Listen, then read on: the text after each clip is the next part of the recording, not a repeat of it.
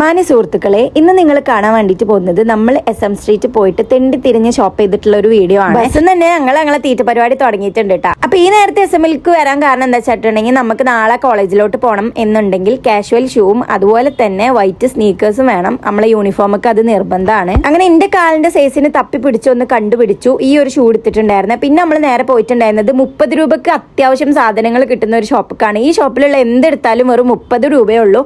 അപ്പൊ ഞാനിതാ ഹോസ്റ്റലിൽ എനിക്ക് കുടിക്കാൻ വേണ്ടിയിട്ട് ഇതാ ഈ ഒരു പ്ലേറ്റും ഈ ഒരു കപ്പും എടുത്തിട്ടുണ്ടായിരുന്നേ. ശരണ്യാണ് കേട്ടോ എനിക്ക് സെലക്ട് ചെയ്ത് തന്നിട്ടുണ്ടായിരുന്നു. പിന്നെ ശരണ്യന്റെ ചെവിയിൽ കിടക്കുന്നതാ ഈ ഒരു ഇയറിംഗ് കുറെ പേരെ ചെവിയിൽ ഞാൻ കണ്ടിട്ടുണ്ട് കേട്ടോ, വീഡിയോസിലൊക്കെ കണ്ടിട്ടുണ്ട്. അപ്പൊ അതിന്റെ സെയിം സാധനം ഞാൻ തപ്പി നടക്കായിരുന്നു.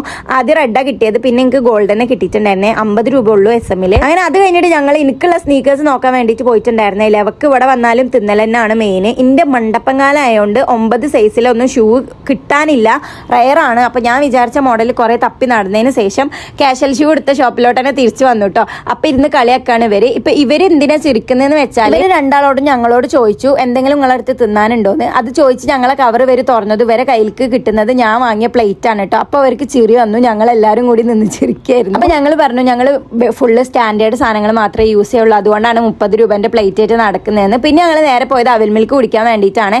സത്യം പറഞ്ഞാൽ എനിക്ക് ഇഷ്ടപ്പെട്ടില്ല, ശരണ്യ നല്ല തീറ്റയായിരുന്നു. അങ്ങനെ അതൊക്കെ കുടിച്ച് കഴിഞ്ഞിട്ട് ഞങ്ങൾ നേരെ അപ്പാർട്ട്മെന്റിലോട്ട് വിട്ടിട്ടുണ്ടായിരുന്നു.